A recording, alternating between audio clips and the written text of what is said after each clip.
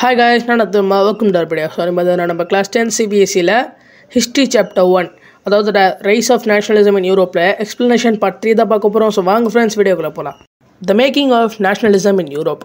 So நீங்கள் வந்து பார்த்தீங்கன்னா மிட் 18th century யூரோப்பில் மேப்பில் வந்து பார்த்தீங்கன்னா பார்க்குறப்ப என்ன இருக்குன்னா you will find that there were no nation state as we know them today. So இந்த mid 18th century Europe map எடுத்து பார்த்தீங்கன்னா இப்போ இருக்கிற மாதிரி நேஷன் ஸ்டேட்ஸாக வந்து பார்த்தீங்கன்னா அப்போ இருந்ததில்லை. What we know today as Germany, Italy and Switzerland were divided into kingdoms. So இப்போ இருக்கிற ஜெர்மனி, இட்டாலி, சுவிட்சர்லாண்டுங்கிறது பெரிய பெரிய நாடுகள். ஆனால் அப்போ வந்து பார்த்தீங்கன்னா அது சின்ன சின்ன ராஜ்யங்களாக வந்து பார்த்தீங்கன்னா பிரிக்கப்பட்டிருந்தது. ஸோ அந்த ராஜ்யங்களை மட்டும் இல்லைன்னா வந்து பார்த்தீங்கன்னா இல்லாமல் டச்சீஸ், கேண்டன்ஸ், ஸோ இது எல்லாமே வந்து பார்த்தீங்கன்னா அந்த இடத்துல வந்து சின்ன சின்ன ரூலர்ஸ் வந்து ரூல் பண்ணுற இடத்த வந்து மென்ஷன் பண்ணுற சில பேர். ஸோ இந்த இடத்துல வந்து பார்த்தீங்கன்னா ரூலர்ஸ் வந்து அவங்களோட அட்டானமஸ் டெரிட்டரிஸை வச்சுருந்தாங்க. Eastern and central Europe were under autocratic monarchies within the territory of which lived diverse people. So இந்த இடத்துல வந்து பார்த்தீங்கன்னா ஈஸ்டர்ன் அப்புறம் சென்ட்ரல் யூரோப்பில் வந்து பார்த்தீங்கன்னா ஆட்டோக்ராட்டிக் மொனார்கீஸ் இருந்தாங்க. அதாவது சின்ன சின்ன ராஜாக்கள். அந்த ராஜா வந்து பார்த்தீங்கன்னா சேர்க்குற அளவுக்கு பெரிய ராஜா வந்து பார்த்தீங்கன்னா யாருமே இல்லை. ஸோ அந்த இடத்துல வந்து பார்த்தீங்கன்னா டைவர்ஸான பீப்புள், எல்லாரும் வேறு வேறு மொழியை பேசுகிறவங்க, வேறு வேறு ட்ரெடிஷனை ஃபாலோ பண்ணுறவங்க இருந்தாங்க. They did not see themselves as sharing a collective identity or a common culture. So அவங்க எல்லாரையும் வந்து பார்த்தீங்கன்னா நாங்களாம் ஒன்றுங்கிற மாதிரி வந்து பார்த்தீங்கன்னா பார்க்கல. Often they even spoke different languages and belong to different ethnic groups. So அவங்க எல்லாரும் வந்து பார்த்தீங்கன்னா டிஃப்ரெண்ட் லாங்குவேஜஸும் பேசினாங்க, டிஃப்ரெண்ட் எத்தனிக் குரூப்ஸில் இருந்தாங்க.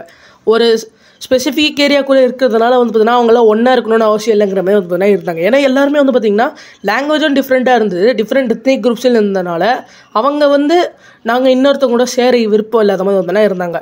The Habsburg empire that ruled over Austria to Hungary for example was a patchwork of many different regions and people. It included the Alpine regions, the Tyrol, Austria and Sudetenland as well as Bohemia, where the aristocracy was predominantly German speaking.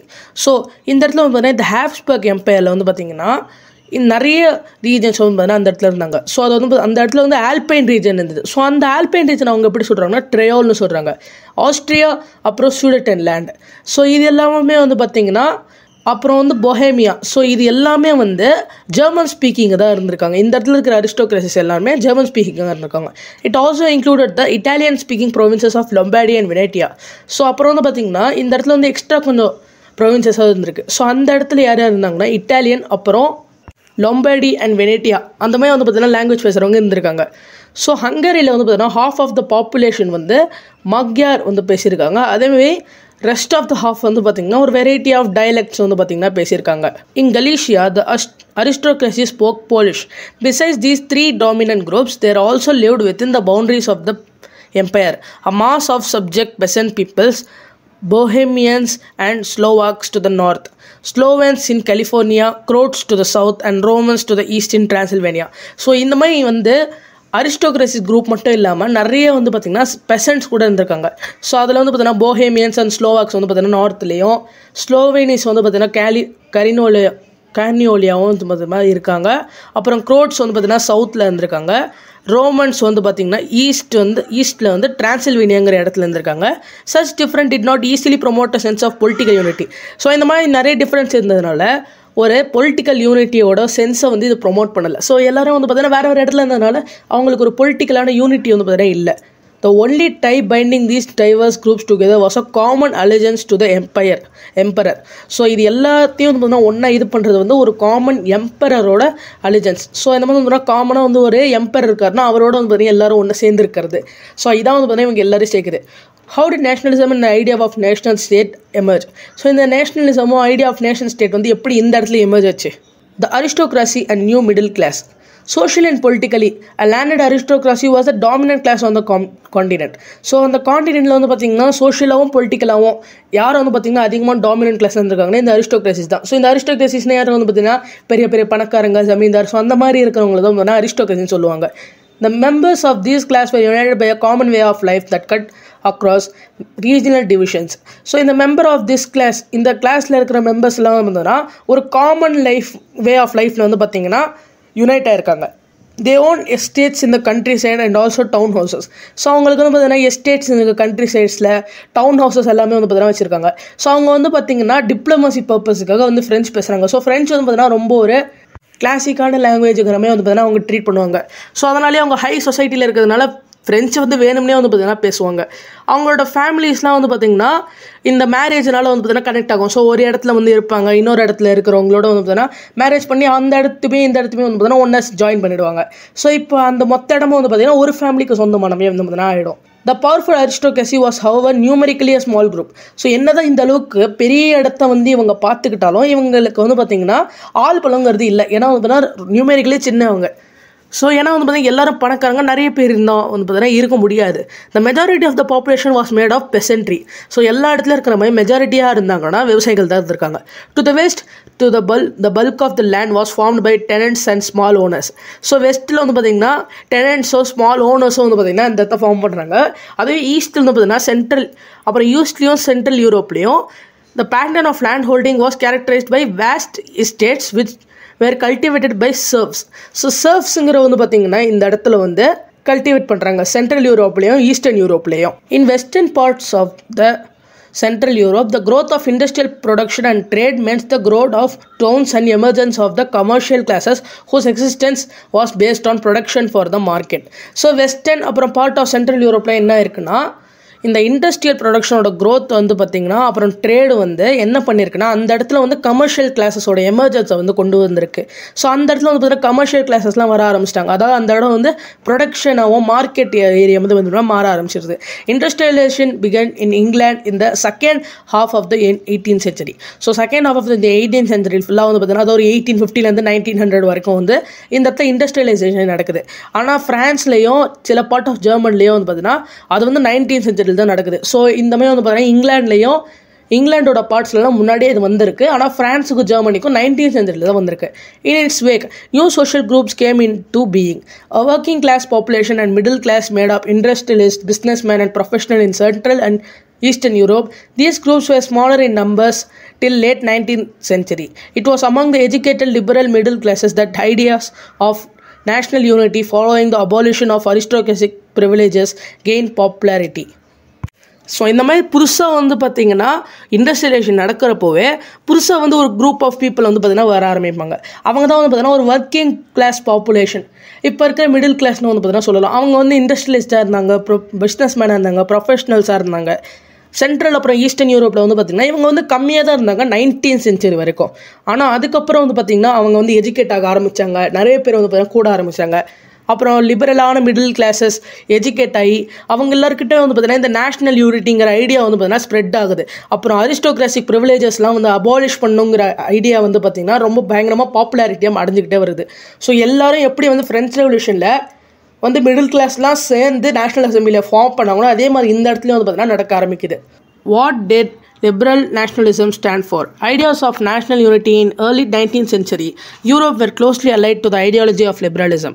The term liberalism derived from the Latin root liber, means free. For the new middle classes, liberalism stood for freedom for the individual and equality of all before the law.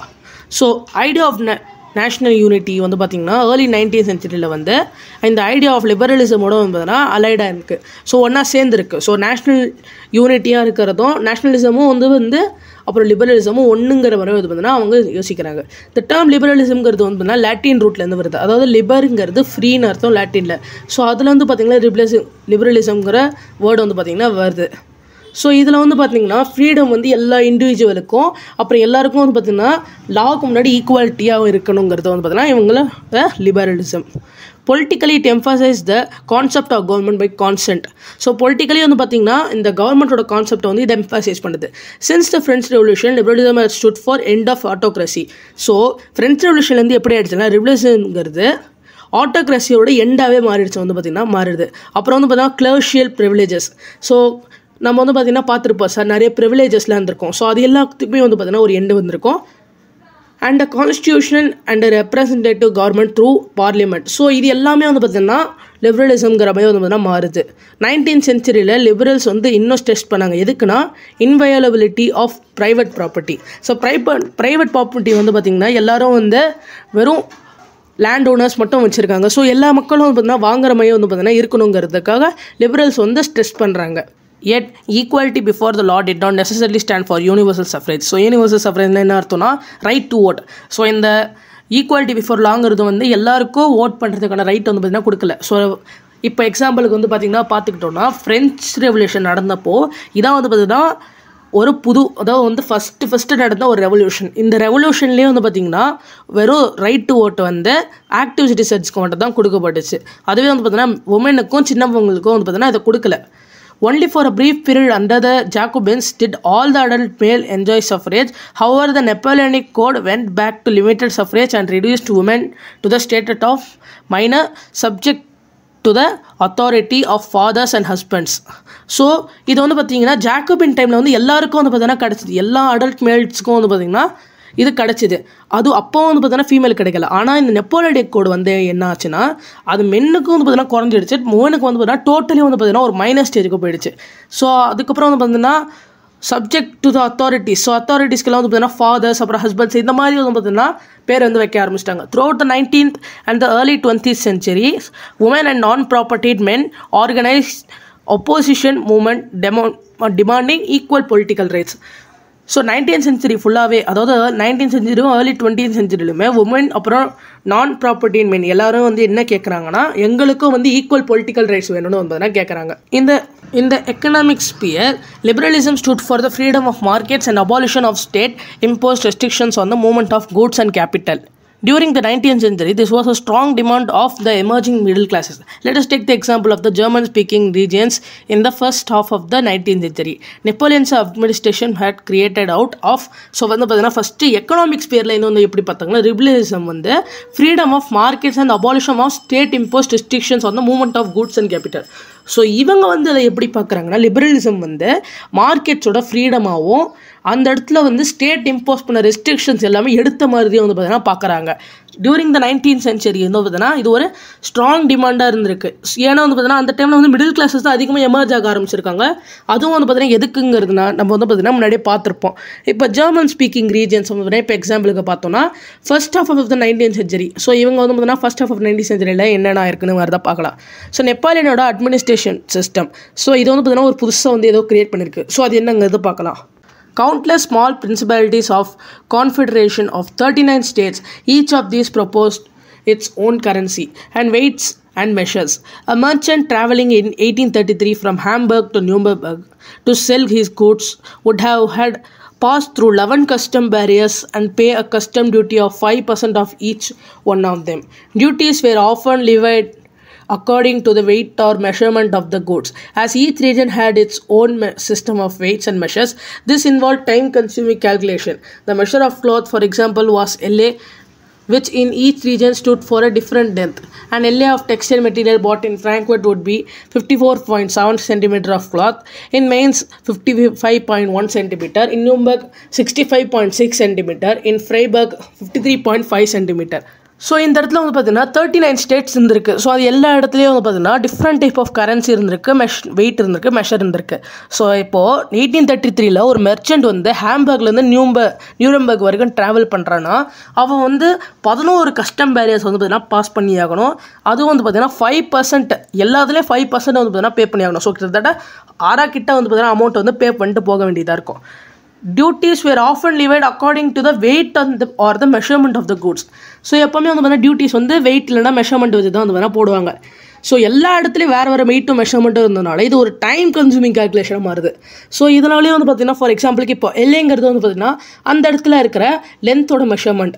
இப்போது ஃப்ராங்க்ஃபர்ட்டில் வந்து பார்த்தீங்கன்னா இது வந்து 54.7 சென்டிமீட்டராக இருக்கும். அதுவே மெயின்ஸில் 55.1 centimetre, நியூபர்கில் 65.6 centimetre, ஃப்ரைபர்கில் 53.5 centimetre.